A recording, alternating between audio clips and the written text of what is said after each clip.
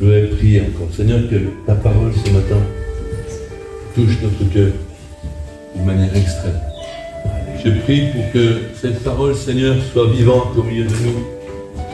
Je prie pour que ta parole nous touche, fasse un effet positif dedans de chacun ou dedans de chacune. Je prie pour que cette parole, Seigneur, elle vienne transformer notre cœur. Elle vienne transformer notre présent. Transformer notre situation. Transformer toutes choses selon ta volonté, Seigneur. Je le demande dans le nom de Jésus, dans le nom qui est au-dessus de tout nom. Je le demande, Père, au nom de Jésus, comme si Jésus te le demandait lui-même. Merci, Père, pour ta bénédiction encore au milieu de nous. Dans le nom de Jésus de Nazareth, sois béni, Seigneur. Amen. Amen. Je ne sais pas si vous avez remarqué que dans ce monde, souvent, dans ce monde, chacun y va de son ADN, chacun revendique quelque chose. Et s'il y a bien une chose qui circule, mais alors de plus en plus, même malgré les réseaux sociaux, et d'ailleurs cela circule aussi sur les réseaux sociaux d'une manière différente, eh bien chaque entreprise, chaque individu a quasiment aujourd'hui sa carte de visite. La carte de visite, comme un petit morceau cartonné où chacun peut, quelque part, entre guillemets, se présenter. J'aimerais ce matin, j'aimerais aujourd'hui vous présenter la carte de visite de Jésus-Christ. Amen. Sa carte de visite. Attention, elle sort de notre cœur. La carte de visite de Jésus. C'est une carte de visite qui n'est pas comme les autres. Elle est unique. C'est une carte de visite qui te touche, qui te transforme, qui te parle. Et qu'est-ce qu'on pourrait bien écrire sur cette carte de visite pour présenter Jésus? Qu'est-ce que Jésus lui-même aurait écrit pour se présenter? Ça, c'est quelque chose de fou. Dans les évangiles, notamment dans l'évangile de Luc, on voit qu'à partir du chapitre 4, il est écrit que Jésus est rempli du Saint-Esprit, il revint du Jourdain, il est conduit dans le désert. Là, il va subir les assauts de l'ennemi, il y aura des tensions extrêmes, Jésus est dans le jeûne, la prière. À un certain moment, peut-être qu'il est affaibli, mais je rappelle qu'il est rempli du Saint-Esprit. L'ennemi va l'assiéger, lui parler, Jésus lui répondra avec la parole de Dieu, et Jésus va remporter ce moment d'une manière glorieuse, à la gloire du Père. L'ennemi repartira en se disant, je vais essayer de trouver un autre moment, mais en tout cas, le Seigneur est victorieux, parce que le Seigneur règne. Et puis, il est écrit au verset 12 que l'ennemi, verset 13, pendant que l'ennemi s'est éloigné de lui, il est carrément écrit qu'il reviendra pour lui à un moment favorable. Mais le verset 14, c'est surtout celui-là qui m'a touché ce matin. Il est écrit que Jésus, revêtu de la puissance de l'Esprit, Jésus a affronté l'épreuve, l'ennemi, en étant rempli du Saint-Esprit, et le voilà maintenant revêtu. Imaginez Jésus revêtu de l'Esprit Saint. Quelle puissance! Quelle puissance! Des fois, on se voit les uns et les autres remplis du Saint-Esprit, dans la présence de Dieu, dans la puissance de Dieu. Mais quand c'est Jésus lui-même qui est rempli du Saint-Esprit, revêtu de l'Esprit Saint, vous imaginez le cocktail d'amour, de puissance, de grâce, de gloire. C'est quelque chose qui nous dépasse. Et le Seigneur, rempli du Saint-Esprit, revêtu du Saint-Esprit, va aller dans le temple. Donc pas à Jérusalem, mais à Nazareth. À Nazareth. Wouhou! Jésus de Nazareth se rend dans le temple à Nazareth. Et là, il ne choisit rien. Il maîtrise toutes choses. Il est écrit au verset 17, et on lui remit le rouleau. Il avait comme un rendez-vous, lui il le savait, lui. Les autres ne le savaient pas. Et à un moment donné, il n'a pas choisi le texte. On lui a remis le texte. Et il a déroulé ce rouleau pour s'arrêter sur les paroles du prophète Isaïe et pour partager au monde entier sa carte de visite. Il a dit, l'Esprit du Seigneur est sur moi. L'Esprit du Seigneur est sur moi, parce qu'il m'a oint pour annoncer une bonne nouvelle aux pauvres. Il m'a envoyé pour guérir ceux qui ont le cœur brisé, pour proclamer aux captifs la délivrance, aux aveugles le recouvrement de la vue, pour renvoyer libres les opprimés, pour publier une année de grâce du Seigneur. Waouh! Voilà sa carte de visite. Je suis celui qui est, et je suis venu pour ça. Voilà la carte de visite du Seigneur. Ensuite, il est écrit qu'il roula le livre, verset 20. Luc, chapitre 4, verset 20. Il roula le livre, le remit aux serviteurs, s'assit, tous ceux qui se trouvaient dans la synagogue avaient le regard sur lui, etc., etc.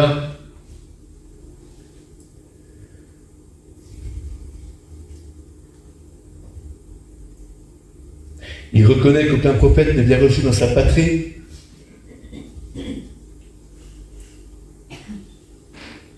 Il partira de là et il ira à Capernaum et à nouveau il entre dans la synagogue. Et là, il va y avoir la délivrance d'un homme présent dans la synagogue. Les autres n'avaient même pas fait attention. Les autres n'avaient pas vu. Qui va être délivré d'un esprit impur. Il était là, il est même écrit que c'est un esprit de démon impur. Un esprit de démon impur. Il est là, l'esprit est là au milieu du rassemblement. Personne n'a remarqué, seulement Jésus, rempli du Saint-Esprit, oint, revêtu du Saint-Esprit, va faire bouger les choses. Et il est dit que Jésus l'a simplement menacé, lui a dit maintenant, tais-toi et sors. Au nom de Jésus, tais-toi et sors. Sans faire aucun mal, tranquille. Le Seigneur règne. Je veux que l'on s'arrête, je souhaite de tout mon cœur que l'on s'arrête aujourd'hui sur ces paroles d'Isaïe 61. Le Seigneur Jésus partage sa carte de visite. C'est quelque chose d'extrême. D'extrême. Souvent, et j'ouvre Isaïe 61, souvent, je dirais que le chrétien, la chrétienne, souvent, veut convaincre. On veut convaincre. Oh, je veux convaincre. J'ai souvent cette image. C'est une image qui vaut ce qu'elle vaut, mais c'est une image. Imaginez quelqu'un qui est en prison. Emprisonné. Vous voyez, emprisonné. Voilà, c'est mieux. Emprisonné. Quelqu'un qui est en prison, peu importe la raison. Imaginez quelqu'un qui est dans un cachot. Il fait noir. Il est comme quelque part prisonnier de quelque chose, d'une situation. Prisonnier peut-être, parfois on peut être prisonnier de soi-même, par ses raisonnements. Prisonnier par ses résistances. Je résiste aux choses de Dieu. Prisonnier parce que je suis quelque part en révolte, donc je me suis mis dans une certaine position. Imaginez, il est prisonnier dans une cellule. Et puis à un moment donné, j'ai déjà donné cet exemple, mais il est fort, très fort pour moi, j'espère qu'il le sera aussi et qu'il l'est pour vous. Il y a un moment donné, la porte de la prison s'ouvre, la lumière entre. Il est presque aveuglé, ça fait tellement longtemps à vivre dans cette situation, on a même du mal à supporter la lumière. La lumière me fait mal aux yeux. Et il entend une voix qui lui dit, oh, sors. Il y a les yeux qui disent, qu'est-ce que c'est que cette histoire? Sors! Sors! Tu es libre, affranchi. Voilà l'œuvre de Dieu. Dans ce monde et dans nos vies, sors. Tu es libre, affranchi. Et parfois, certains, ils ne savent plus, comme on dit, entre guillemets, plus c'est la part au pâté, on ne sait pas si c'est du lard ou du cochon. Hein? Qu'est-ce qu'il raconte? Qu'est-ce que c'est que ça? Je suis libre, moi. Je suis libre. Oui, tu es libre. Oui, tu es libre. Ça ne tient qu'à toi de profiter de cette liberté. Vous savez, moi j'ai déjà vu des oiseaux dans une cage. Vous ouvrez la cage, ils ne sortent pas. Ils ont tellement l'habitude d'être esclaves. Ils ne sortent même pas. Qu'est-ce que c'est que ça? Et on a beau leur chanter, ouvrez, ouvrez la cage aux oiseaux. Regardez s'envoler, c'est beau, hein? Ils ne sortent pas. Oh! Combien de temps vas-tu rester enfermé en toi-même? Alors que Christ t'a libéré, que Christ t'a donné quelque chose de tellement puissant, un amour qui nous dépasse. La chose qu'il nous faut réaliser, c'est que Christ est venu du ciel pour nous sauver, que Christ est remonté au ciel, qu'il s'apprête à revenir bientôt chercher son Église. Et nous, en attendant, nous sommes sur la terre. Et souvent, sur la terre, on oublie les choses du ciel. On raisonne comme sur la terre, avec les raisonnements de la terre, trop souvent. Il m'arrive quelque chose, donc je raisonne en fonction, je suis un terrien, un terrestre, je raisonne avec la chair, trop souvent. Alors on peut s'appuyer sur le Seigneur, s'appuyer sur lui, et raisonner comme lui. Et là, c'est plus la même musique. Ce n'est plus la même musique. La symphonie a changé. Le climat a changé. L'Esprit du Seigneur est sur moi. Il m'a oint pour annoncer une bonne nouvelle. Il m'a oint pour annoncer la délivrance. Il m'a oint pour vous annoncer des bonnes choses. Souvent dans ce monde, on n'annonce pas souvent des bonnes choses. Le monde n'annonce pas beaucoup de bonnes nouvelles. Que des nouvelles compliquées, lourdes. Ah là là là là là là. Pourtant, nous sommes appelés à annoncer une bonne nouvelle. Hein? Comment est-ce que nous annonçons une bonne nouvelle? En voulant absolument convaincre l'autre que j'ai raison?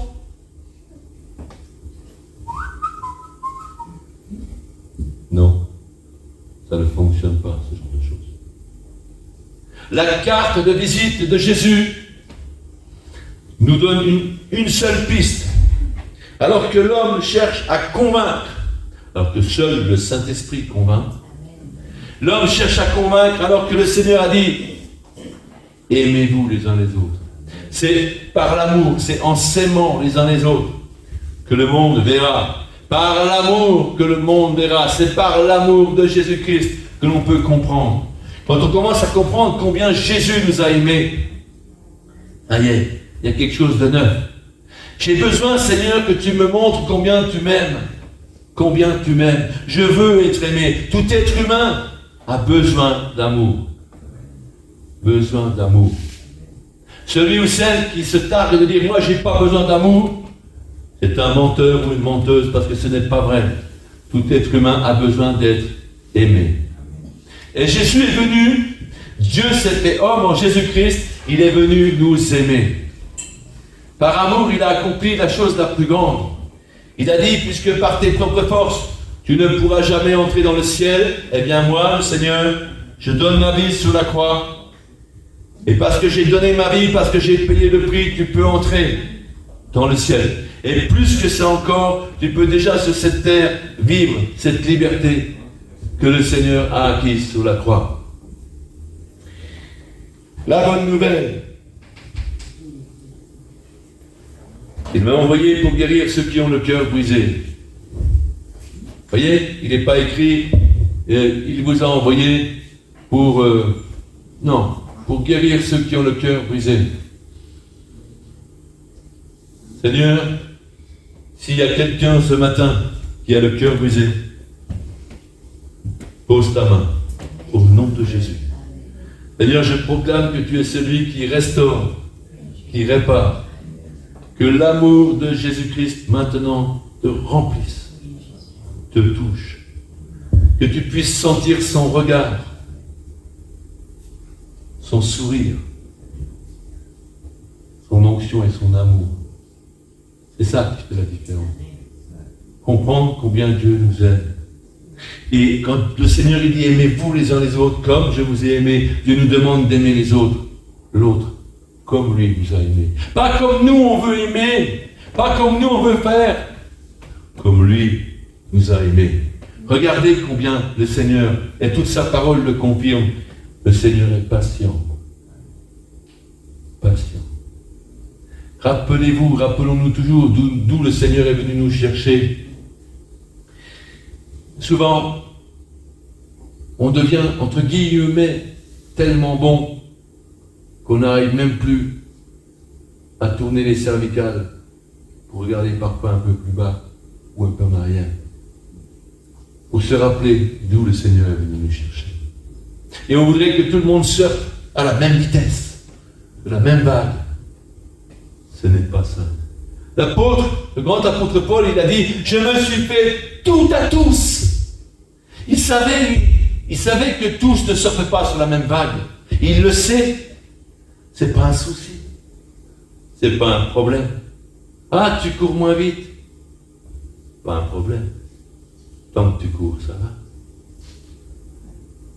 Pour ceux qui courent plus vite, à un moment donné, de toute façon, il faudra qu'ils nous attendent.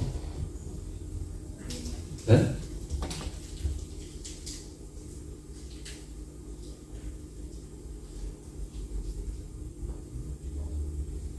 Parfois, je suis souvent travaillé par cette parole. Ce n'est plus moi qui vis, c'est Christ qui vit en moi. Amen. Qui peut proclamer cette chose? Ce n'est plus moi qui vis, c'est Christ qui vit en moi. Alors si c'est Christ qui vit en moi, qu'est-ce que Jésus dirait à Christine dans telle ou telle situation? Et moi j'ai intérêt à te dire la même chose. Hein? Comment je pourrais contredire le Seigneur? Hein? Nous sommes tellement fragiles. Et je veux rappeler que c'est quand je suis faible que je suis fort. Parce que lorsque je réalise ma fragilité, alors je m'appuie sur l'Éternel. Tant que je me repose sur mes acquis, voilà, j'ai besoin de m'appuyer sur le Seigneur. Il m'a envoyé pour guérir ceux qui ont le cœur brisé. Hein? Pour guérir, non pas d'une manière peut-être physique, mais beaucoup plus fort que le physique, à l'intérieur. À l'intérieur. Les maladies internes, les blessures internes sont parfois plus graves, plus douloureuses que des maladies physiques. On a besoin de sentir cet amour de Dieu.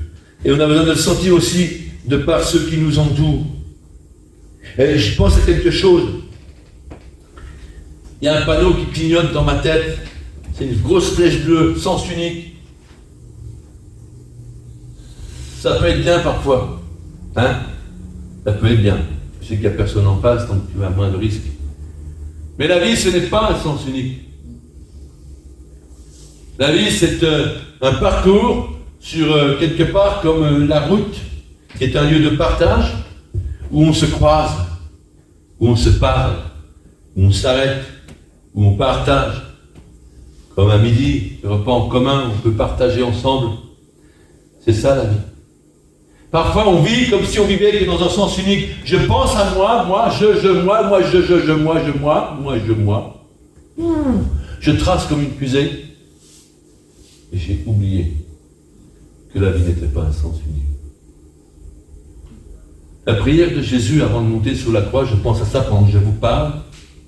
Il a dit, je ne perds aucun de ceux que tu m'as confiés. Que je ne perds aucun de ceux que tu m'as confiés. Et pour ne perdre aucun de ceux que le Seigneur nous a confiés, il faut parfois aller moins vite. Il faut quelque part se faire tout à tous. Il faut savoir attendre l'autre. Attendre l'autre.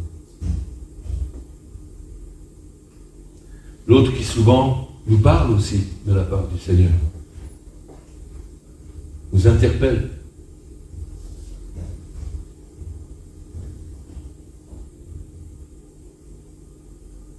J'ai souvent cette pensée pour ce frère que j'ai connu il y a quelques années, qui avait quelque part un petit souci ici. Il était moins rapide que certains.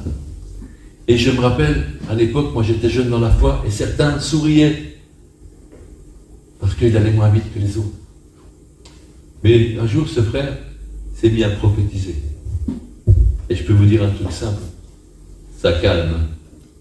Ça calme, hein? Ça calme. Quand le plus petit commence à se lever pour le Seigneur, ça calme. Je pense souvent à Antoine Nosek, notre papa Antoine, notre patriarche, qui dit que le plus important dans une assemblée, c'est le plus faible. La route, je parlais de la route tout à l'heure, Jésus a dit, je suis le chemin. La parole de Dieu nous dit qu'il n'y a pas d'autre nom sous le soleil qui a été donné aux hommes par lequel nous devions être sauvés, à savoir Jésus-Christ. Je suis le chemin, la vérité et la vie. Je pense à la route. C'est un lieu commun. C'est un lieu de partage. Et souvent on pose la question, pourquoi ici c'est 90? Pourquoi c'est 130? Pourquoi c'est 110? Pourquoi c'est 50? Comment est-ce qu'ils ont fait leur calcul? Certainement, on a pensé aux distances d'arrêt de freinage. Oui, d'accord, c'est bien. Mais en fait, à qui ils ont pensé? Sinon à préserver les intérêts du plus faible. Du plus faible, celui qui marche à pied au bord de la route. Le petit gamin qui sort de l'école avec son sac d'école sur le bord de la route. Tout a été pensé pour le plus faible, pour le plus petit. Pour protéger le plus petit. Jésus a dit, attention, prends soin de ces plus petits, parce que ceux-là, c'est cela qu'il faut regarder. Et souvent, on regarde nous, à nos succès, à l'endroit où Dieu nous a amenés, où on est arrivé, et on oublie de regarder aux plus petits. On oublie de regarder aux plus petits. On oublie de regarder à ceux qui vont moins vite.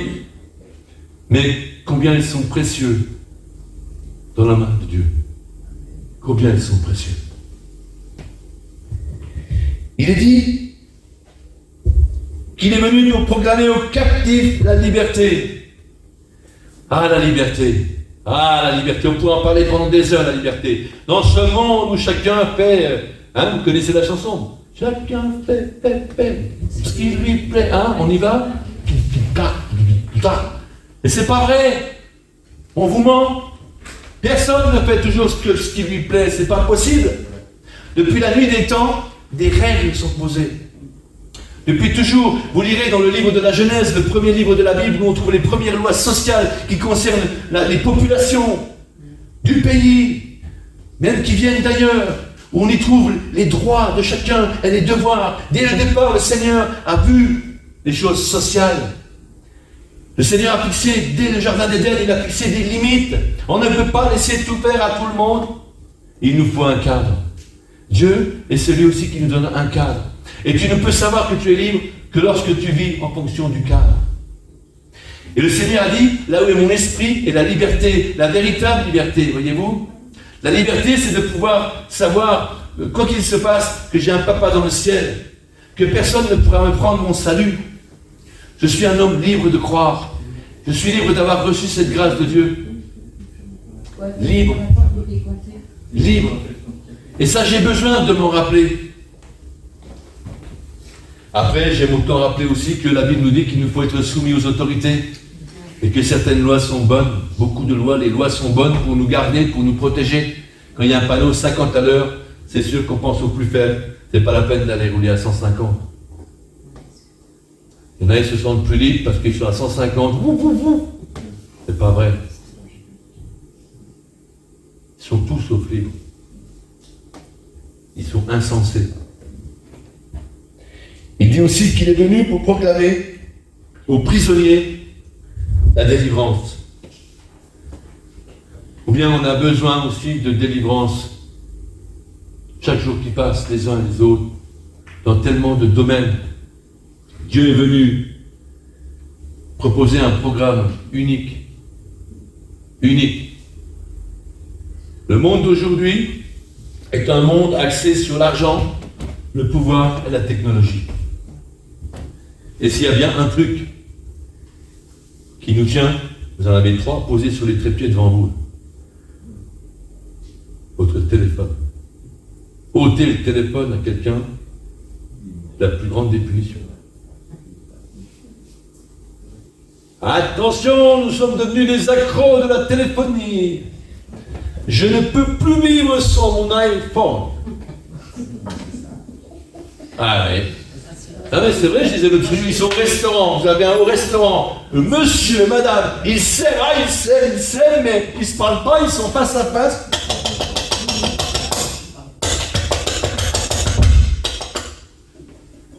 Voilà la société d'aujourd'hui. L'être humain ne se parle plus. C'est quand la dernière fois que tu t'es posé avec ton conjoint, ta conjointe, ton ami, ton voisin, ton frère, ta sœur, pour parler vraiment. Pour parler vraiment. Vraiment. On a besoin de temps particuliers, de cette grâce particulière. Et le Seigneur terminera, il dira, il est venu pour publier une année de grâce. C'est extrêmement fou.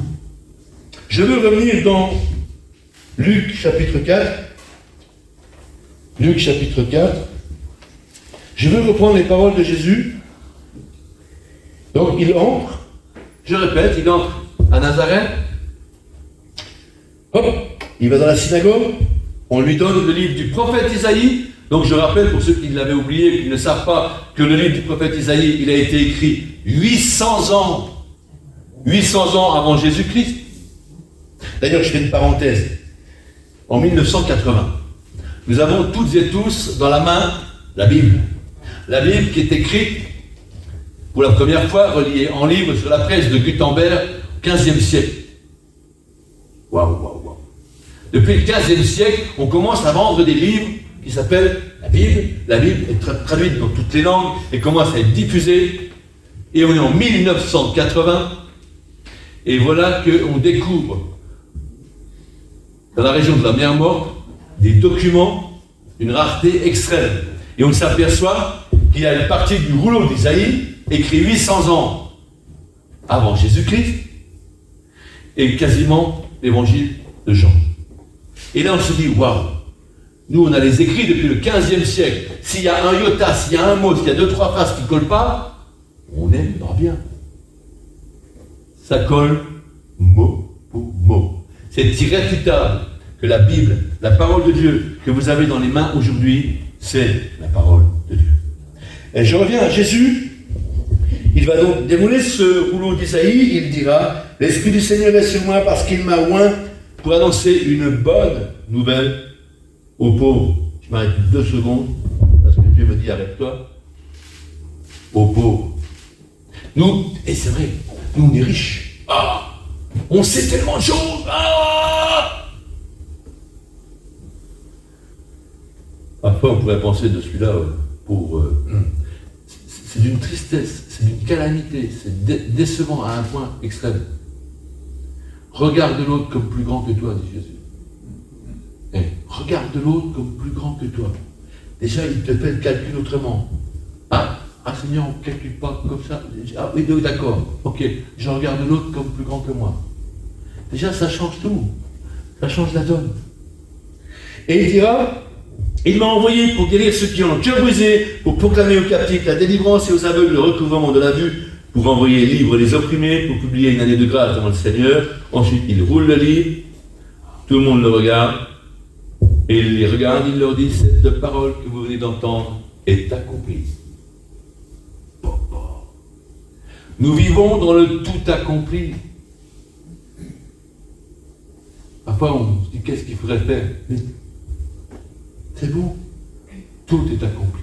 Il faut juste entrer dans ce que le Seigneur a validé. Pour la suite qu'il raconte dans le livre d'Isaïe, je reviens dans Isaïe, c'est le même texte, seulement il y a la suite. Le Seigneur n'a pas raconté la suite parce que ça, c'est pas encore accompli. Le retour du Seigneur en gloire pour revenir chercher son Église, pour valider, pour restaurer Israël, pour restaurer son peuple, pour lancer ce réveil spirituel sur cette planète. À la fin des temps, ces choses-là arrivent, mais n'étaient pas encore accomplies lorsque Jésus parle dans la synagogue à Nazareth. Et il est intéressant de replonger dans Isaïe, parce que si on poursuit la lecture, et c'est là-dessus que je voudrais simplement terminer,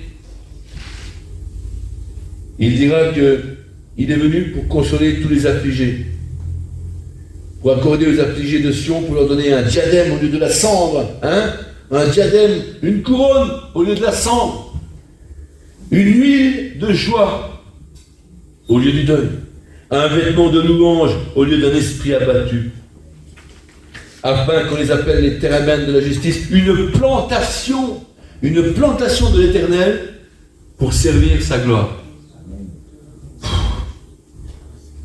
Vous savez, quand Dieu plante, il veut du fruit. Hein? Dieu plante des arbres fruitiers. Et il veut du fruit. Nous sommes une plantation pour servir. Hein? Pas pour nous servir, pour servir sa gloire. Et il ira plus loin, il va projeter sa vision sur le peuple de Dieu, sur Israël. Il dira, voilà, ils relèveront d'antiques décombres, ils renouvelleront des villes ravagées, etc. Mais vous vous appellera sacrificateur de l'Éternel, on vous nommera serviteur de notre Dieu. Ils posséderont ainsi le double dans leur pays, et leur joie sera... Alors ça aussi, hein. Il n'est pas écrit que leur joie sera passagère. Il est écrit que la joie sera éternelle. Éternelle. Et je ne sais pas si vous réalisez que la joie que Dieu met dans notre cœur aujourd'hui, c'est la même. C'est la même que celle qu'on aura là-haut. On l'a déjà en nous. Dieu reste le même. Tu as déjà le ciel au fond de toi. C'est un truc de dingue. Tu sens déjà le ciel au fond de toi. Si tu as donné ta vie à Jésus-Christ. C'est quelque chose qui nous surprend. Je disais tout à l'heure, vous savez, je pense que certaines choses, on n'a parfois du mal à comprendre que Jésus-Christ est Dieu. Parce que dans la parole de Dieu, il s'adresse à son Père. Et on oublie souvent cette notion de trinité. Dieu le Père, Dieu le Fils, Dieu le Saint-Esprit. C'est le même. C'est comme de l'eau, de la glace et de la neige. C'est la même chose. Et je pense à quelque chose. Il est écrit en Luc que Jésus revient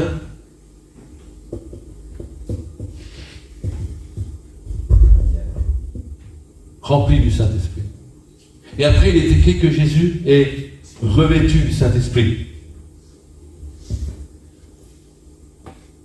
Quand toi, tu réalises que tu es rempli du Saint-Esprit, c'est le même que dans les 4 peaux, Jésus. C'est le même. Tu te rends compte? Parfois, on fait des amalgames. Saint-Esprit, c'est le même. Dieu le Père, Dieu le Fils, Dieu le Saint-Esprit. Lorsque Jésus rencontre le diable au désert, il est rempli du Saint-Esprit. Il sera revêtu du Saint-Esprit. Et lorsque tu es rempli du Saint-Esprit, revêtu du Saint-Esprit, c'est le même Saint-Esprit. Amen. C'est pas une copie, c'est pas une pâle copie de Dieu, c'est pas un petit bout de Dieu que Dieu te donne. C'est le même.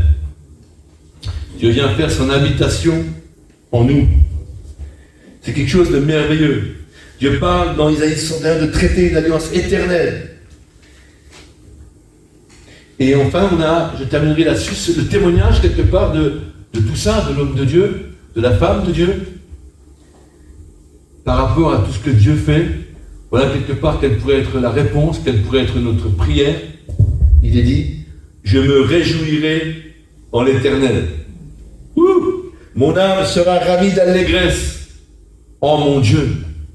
Car il m'a revêtu des vêtements du salut, il m'a couvert du manteau de la délivrance.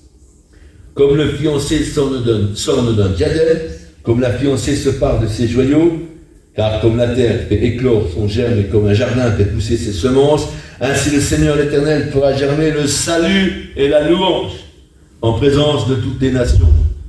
C'est extrême. Extrême. C'est comme s'il était venu un jour nous chercher au fin fond d'une prison. Pour que la prison, chacun mettra le nom de sa situation à l'époque. Et le Seigneur, il a ouvert la porte. Il a laissé entrer sa lumière. Je pense souvent à Saul de Tarse. La lumière était tellement puissante que ses yeux sont devenus aveugles. Aveugles. Et il a fallu quelques jours pour que ces écailles qui étaient sur ses yeux tombent. Souvent, on se promène. Vous savez, Je n'ai pas de quoi faire un dessin, mais imaginez le Golgotha, le lieu où on a crucifié Jésus. Imaginez le lieu où on l'a mis au tombeau.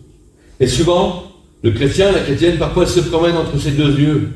Se promène ici au milieu, entre la croix et le tombeau. Mais il va plus loin. Christ est ressuscité. Il n'est plus ici. Il est vivant éternellement. Passe un peu plus loin. Laisse la croix, laisse le tombeau, avance un peu encore. Et comprends que le Seigneur est ressuscité, qu'il est vivant éternellement. C'est ce Dieu-là. Souvent, on s'adresse à un Dieu et on le situe à un endroit où il n'est pas. Dieu est le Dieu vivant. Vivant. Ça, c'est quelque chose qui touche notre cœur. Souvent, des hommes et des femmes sur cette terre prient des statues, prient un lieu, tombent dans la religion, tombent dans certains points de doctrine qui sont Vous savez, je le dis souvent, Véronique, la tradition a pris la place de la vérité. La tradition a pris la place de la vérité, Véronique. La tradition a pris la place de la vérité, parce qu'on a toujours fait comme ça, et toujours dit comme ça, c'est comme ça, mais ce n'est pas fondé dans les Écritures. Dieu le Père, Dieu le Fils, Dieu le Saint-Esprit, nous sommes un. Amen. C'est écrit dans toute la parole de Dieu. Ils ne forment qu'un. Et parfois on a beaucoup de difficultés à comprendre ça. Et je rappelle pour terminer que l'Esprit qui a rempli Jésus avant de vivre ces tensions au désert, que l'Esprit qui a revêtu Jésus avant d'entrer dans la synagogue pour proclamer que tout est accompli, avant même de le dire sur la croix. Vous imaginez la portée de Dieu. Avant même qu'il l'ait fait, il l'avait déjà validé dans son cœur. C'était déjà validé devant toutes les puissances. C'est pour ça que tous les démons, les esprits impurs, ils tremblent quand ils le voient arriver. Oh là là là là. Et même Pierre, même l'apôtre Pierre, le disciple Pierre dit, ah, tu vas quand même pas monter sur la croix. Arrière de moi, Satan. Demi-tour. Dieu est le Dieu qui va jusqu'au bout. Le Dieu est celui qui t'a fait les plus grandes promesses et qui les réalisera parce qu'elles sont déjà écrites et réalisées, déjà validées. Dieu n'est pas un beau parleur qui te dit peut-être que. Non, il te dit si tu crois, tu as la vie éternelle. Amen. Lorsqu'il lit le rouleau d'Isaïe, il les regarde tous bien en face et il leur dit, tout ce que vous avez entendu là, tout est accompli. Vous pouvez faire ce que vous voulez. Vous pouvez danser sur les tables, vous pouvez faire ce que... Tout est accompli. Vous ne pouvez pas changer cela. Le monde d'aujourd'hui veut rejeter Dieu. Le monde résiste. Le monde veut emmener avec toutes sortes de stratagèmes les gens vers l'enfer. Mais ça ne servira à rien. Ce que Dieu a choisi sont choisis. On ne pourra rien changer. Tout est accompli. Allez au-devant. Allez au-dehors. Allez devant vous. Cherchez les brebis perdues du Seigneur. Allez encore les visiter, les bénir, allez les chercher. Allez chercher peut-être cette dernière génération. Jésus a dit, lorsque je reviendrai, est-ce que je retrouverai la foi sur la terre? Cette mécanique-là fonctionne toujours. Je pense souvent à cet extrait du livre des Actes qui est dit que ce jour-là, tous ceux qui étaient destinés à la vie éternelle crurent. Je veux juste terminer par une petite chose toute simple. Si tu n'as pas encore donné ta vie à Jésus, si tu n'as pas encore accepté le Seigneur Jésus dans ton cœur comme ton Seigneur, ton Sauveur, eh bien, je voudrais prier. Je voudrais prier. Et si tu ressens cela au fond de toi, tu n'as qu'à simplement poser ta main sur ton cœur.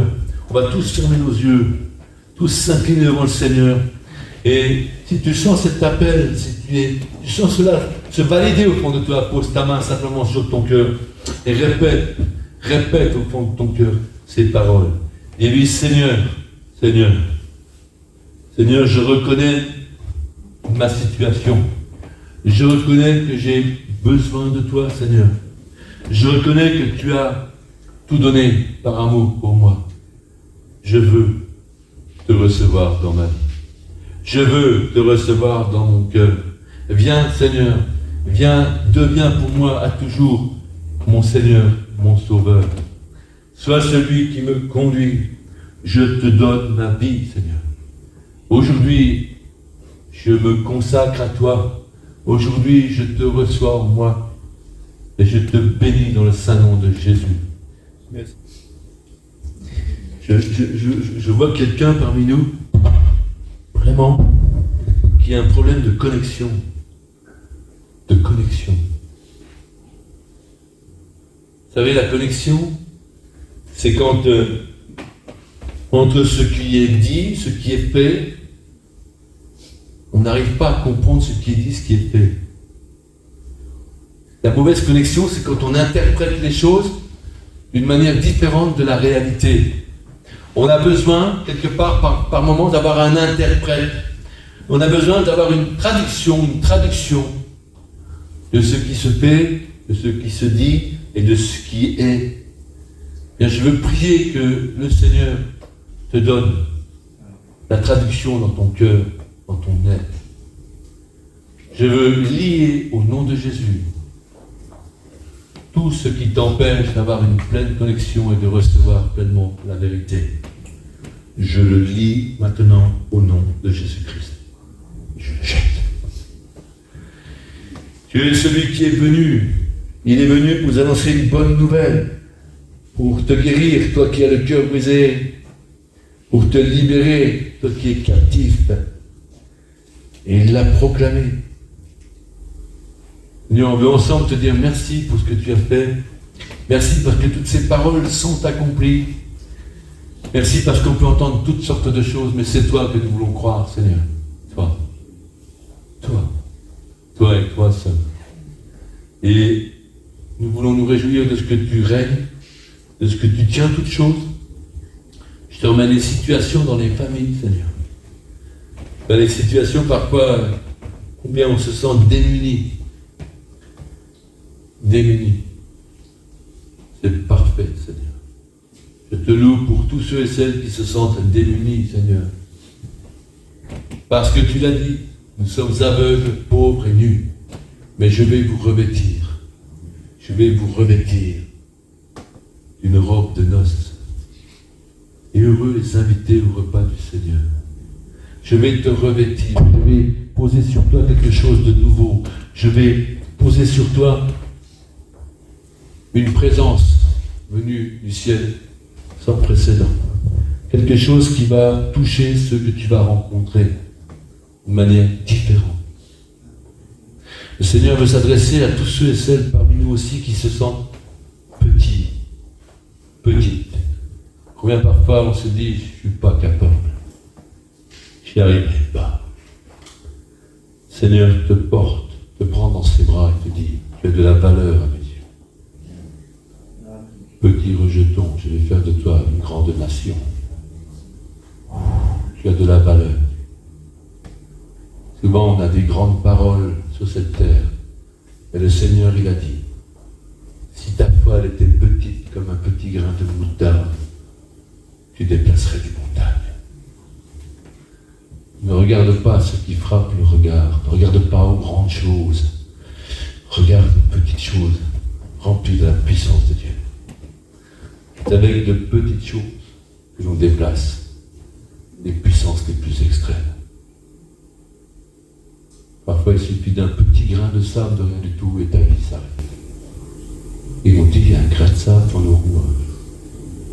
Ça coince. Un tout petit grain de sable. Souffle dessus. Souffle dessus. Souffle. Chasse-le. Accepte. Ne donne pas valeur à ce petit grain. Chasse-le. Et prends le grain du Seigneur. Là, il est bon. Il est bon, il fera la différence. Je vous bénis dans le nom du Seigneur Jésus. Ouh. Hey.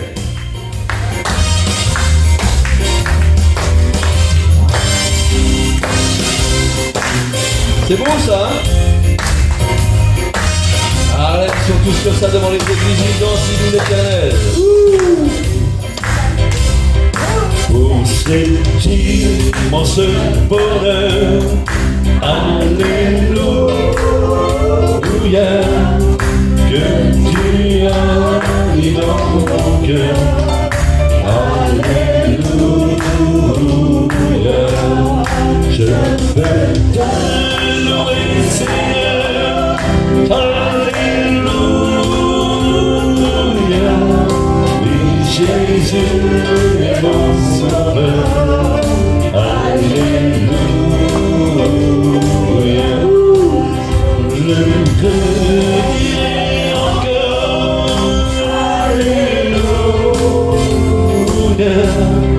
que pour moi Jésus est mort.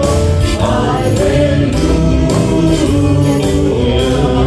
Voilà pour moi Alléluia. Les seuls est tout mon trésor. Alléluia. De chaque jour à chaque heure. Alléluia. En moi tu es ta demeure. Alléluia. Que ma vie soit une fleur. Alléluia.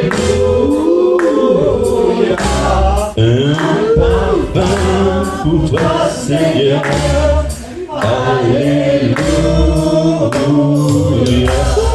Que chaque heure, alléluia.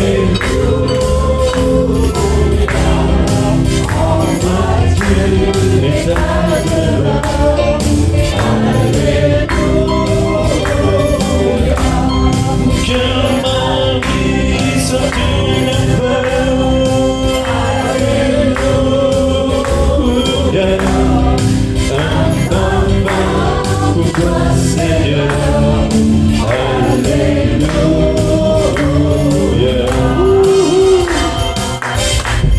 Amen, amen. Je vous souhaite un bon dimanche, un bon temps, on va être bénis, on passe du temps ensemble. Tous ensemble, c'est la même place, vous suivez Loïc, on va à Sainte-Barbe. Je vous aime.